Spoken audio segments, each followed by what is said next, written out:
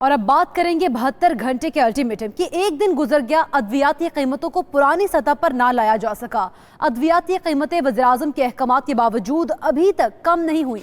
Pharmaceutical association का हुकूमती फैसला मानने से साफ इनकार, उल्टा हुकूमत से टैक्स खत्म करने का मुतालबा भी कर दिया।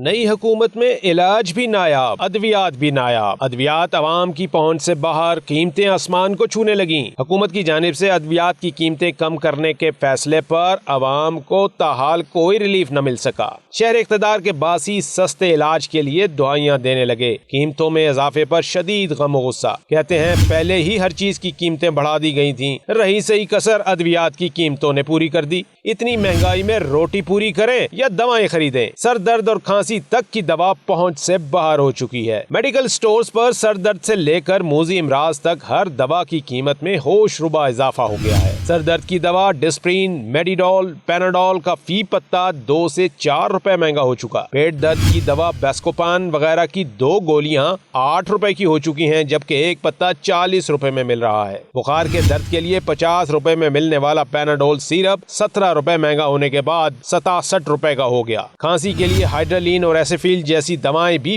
20 रुपए महंगी होने के बाद 70 से 90 रुपए की मिल रही हैं। गले के इन्फेक्शन के लिए एंटीबायोटिक्स, लेफ्लॉक्स और क्लैरिसिड की कीमत में 15 रुपए से 185 रुपए तक का इजाफा हो चुका है। एक एंटीबायोटिक दवा 300 रुपए के इजाफे से 865 रुपए की मिल रही है।